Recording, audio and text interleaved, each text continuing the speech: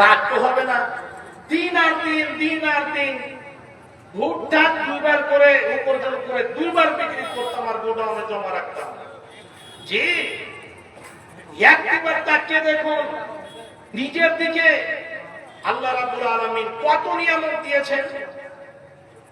আল্লাহ বলেন, আমি তোমাদেরকে খুব সুন্দর করে আমি মানুষ রূপে পৃথিবীর বুকে প্রেরণ করেছি। উদ্দেশ্যটা রয়েছে, সব থেকে বিরাট বড় উদ্দেশ্য হলো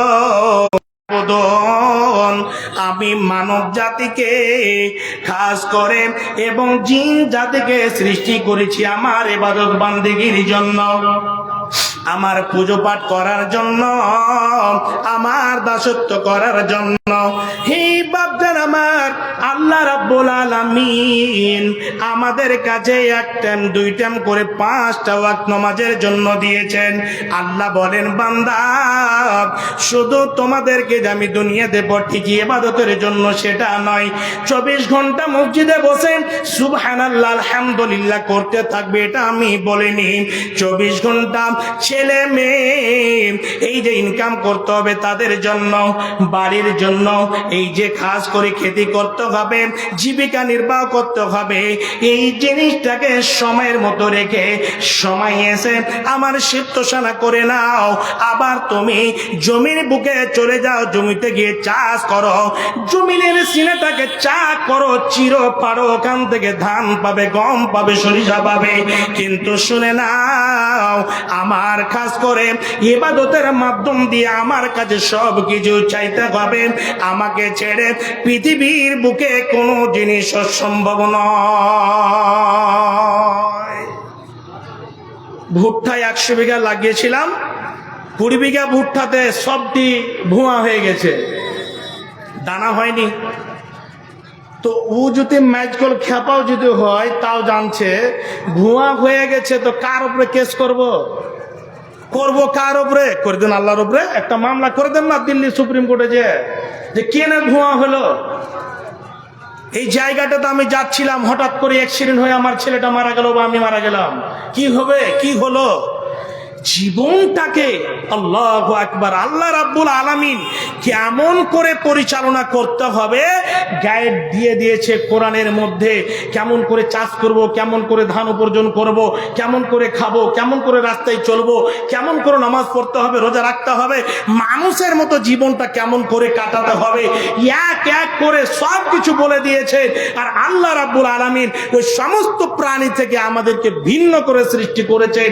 তবে একটাই কথা, মোটা কথা বলবো, ইবাদত বান্দেগি নামাজ রোজা হজ যাকাত করেও দিয়েও আল্লাহর জাহান্নামে যেতে হবে। মাওলানা সাহেব কালকে থেকে নামাজ পড়বো না, তাহলে নামাজ পড়াও জাহান্নামে যেতে হবে, রোজা রেখাও জাহান্নামে যেতে হবে, যাকাত হজ করাও জাহান্নামে যেতে হবে। জি যেতে হবে। ও কি করলে জাহান্নামে যেতে হবে? চলে আসছে। আল্লাহ বললেন যে আমি আমার বান্দীদেরকে সৃষ্টি করেছি আমার ইবাদতের জন্য। তো মোটা মোটা কথা হলো, নামাজ রোজা হজ যাকাত যতগুলো আল্লাহর বিধান রয়েছে, যেটা আল্লাহর সঙ্গে জড়িত, ডাইরেক্ট আল্লাহ চাচ্ছেন, আল্লাহর হক, এই হকটা আপনাকে বুঝিয়ে দিতে হবে। বুঝিয়ে দিতে গেলে আপনার পরিত্রাণ রয়েছে, না হলে পরিত্রাণ নাই। আপনি আপনার মালিকের বাড়িতে থাকেন, আপনার মালিককে আপনার পুরো বছরের হিসাবটাকে বুঝিয়ে দিতে হবে। আপনার বয়স, আমার বয়স, আল্লাহ 100 বছর দিয়েছেন, 70 বছর দিয়েছেন, এই বয়সটার হিসাবটাকে আল্লাহর আগাদিকে দাঁড় হয়ে একটা একটা করে মিনিট মিনিট সেকেন্ড সেকেন্ড আপনার রায়ের দানা পরিমাণ পঙ্খন ভাবে আল্লাহর কাছে বুঝিয়ে দিতে হবে। যদি বুঝিয়ে দিতে পারা যায় তাহলে আমাদের জীবনটা সুখময় হবে। নচিত দুনিয়া তো ফুটবল ছিলাম, আখেরাতেও ফুটবল হতে হবে। আমাদেরকে চিরজনমের জন্য জাহান্নামের নিচ স্তরে আমাদেরকে জ্বলন্ত আগুনে জ্বলতে হবে। জি, হিসাবটাকে বুঝিয়ে দিতে হবে।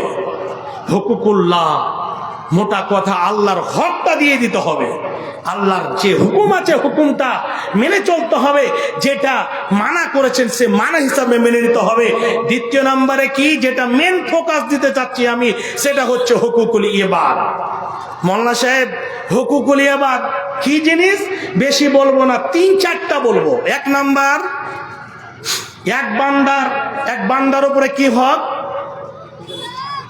রাত্রে বেলায় কোনো একটা গ্রামে কোনো একটা ঘটনা ঘটে গেছে, কোনো ছেলের হোক বা মেয়ের হোক ঘটে গেছে, রাত্রে বিচার হলো, বিবাহ পড়িয়ে দেওয়া হলো, নামাজ রোজা হজ যাকাত সবকিছু করা আছে, লম্বা দাড়ি আছে, লম্বা পাঞ্জাবি টুপি, সকাল বেলায় ফজরের নামাজ পড়ার পরে তাসবিহ তাহলিল করতে করতে চায়ের দোকানে এসে বসছি, আর বসার পরে বলতে লাগলাম কি জানো, আরে আজকে রাত্রে ঘটনা আর বলিও না, ঘুম পাড়তে পাইনি।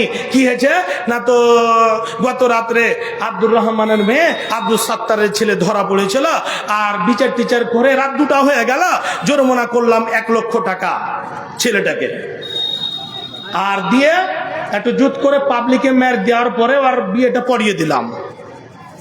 গল্প চালু হলো, চায়ের দোকানে কতটি লোক, 4টা লোক থেকে গল্প আরম্ভ হলো, আর শেষ হলো কতটাতে, 30-40 জন চায়ের দোকানে। কি হয়েছে মুলি সাহেব, কি হয়েছে হাজি সাহেব, কি হয়েছে অমুক সাহেব, আর কইও না অমুক লোক এরকম হয়েছে।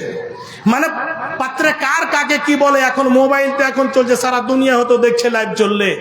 ওখানে খবরটা রাত্রে হতে হতে পুরো বগলবাড়ি পঞ্চায়েত না জেলাতে খবর হয়ে গেল, শেখ আলম সাহেবের খবর চলে গেছে কানে, তাই কুটি পঞ্চায়েতে খবর গেল, চান্নর পঞ্চায়েতে খবর গেল। এই যে বসে বসে আমরা চালু করলাম, আর ফজরের নামাজটা পড়ে এসে বসলাম, কি হাজি, কি মাওলানা, কি মোল্লা, কি মুন্সি, কি একদম ম্যাজকুল শ্রেণীর মানুষ, কি জাহিল, কি ঝম্পট যত আছে দুনিয়াতে সব ওখানে বসে চালু করলাম। এই গুনাহটা এমন একটা গুনাহ, এই গুনাহটা কি আল্লাহ রাব্বুল আলামিন ক্ষমা করবেন? আল্লাহ রাব্বুল আলামিন বিচার দিবসে এই গুনাহটাকে ক্ষমা করবেন? কোন মায়ের বেটা যদি একটা জন্ম নিয়ে থাকে আর যদি বলে আমার মধ্যে জ্ঞান নাই, ইলম নাই, সব থেকে খ্যাপা যদি হয়তো ওটা মৌলভী সিরাজ, তাহলে আমি দেখতে চাই কোন মায়ের বেটা যদি জন্ম নিয়ে থাকে যে এই গুনাহটাকে এ দুনিয়াতে খাস করে ওদের কেমন করে ক্ষমা হবে, আর আখিরাতে আল্লাহ কি ক্ষমা করবেন কি করবেন না? হাদিস যাচ্ছে এই গুনাহ যদি ক্ষমা নিতে হয় তাহলে কি করতে হবে? আপনি চায়ের দোকানে বসে বসে যাদের ব্যাপারে সমালোচনা চালু করলেন, যাদের ব্যাপারে খিস্তি মারতে লাগলেন, যাদের ব্যাপারে আপনি গীবত করতে চালু করলেন, যাদেরকে ছোট দেখার জন্য বলতে আরম্ভ করলেন, এই রকম করে ঘটনাটা ঘটে গেছে ঠিক আছে, কিন্তু আপনি চায়ের দোকানে 1-2 জন করতে করতে করতে করতে 20 জন, 30 জন, 40 জন ভাইয়ের সামনে আপনি সমালোচনা করলেন, গীবত করতে লাগলেন, তাদের ব্যাপারে বলা বলি করতে লাগলেন। এই গুনাহটাকে বলে, এটা হচ্ছে হুকুকুল ইবাদ। বিশ্বনবী বলেন, তোমরা যদি কোনো ভাইয়ের কোনো গোপনীয় কথা যদি তোমরা শুনে নাও, তাহলে তোমরা শোনো, তার গোপনীয় কথাটাকে তোমরা লুকিয়ে রাখো, অন্য কাউরির আগা দিকে গিয়ে উজাগার করতে যেও না। বলতে খুব মজা, কিন্তু এই গুনাহটা ক্ষমা কেমন করে হবে? যদি আপনি মারা যান, আপনি শোনেননি, কোনো মাওলানা সাহেবদের কাছে বসেননি, কোনো আলেম ওলামাদের মুখ থেকে শোনেননি, আপনি বলে মারা গেলেন, এই গুনাহটা এমন ভাবে দাঁড়াক হবে কিয়ামতের দিন, যেদিন আল্লাহ রাব্বুল আলামিন দুধ দুধ পানি পানি করে ইনসাফ করবেন, সেই দিন আল্লাহ রাব্বুল আলামিন এই মতো গুনাহগুলো কখনো ক্ষমা করবেন না। আল্লাহ বলবেন, বান্দারে যাও যাও, ওই যেই লোকের ব্যাপারে তোমরা গীবত করেছ, যার কথাগুলোকে রটিয়ে বেরিয়েছ, ওর কাছে যাও, সে যদি ক্ষমা করে তাহলে আমি আল্লাহ ক্ষমা করব। তাহলে শুনে রাখুন, আল্লাহ রাব্বুল আলামিন সারা পৃথিবীর পরিচালক, জানা জিনার বিনা হুকুমে এই পৃথিবীর বুকে একটা পাতাও হিলে না। হে বাপজান আমার, সেদিন আল্লাহ রাব্বুল আলামিন এই গুনাহ ক্ষমা করবেন না। উপায় কি আছে বলে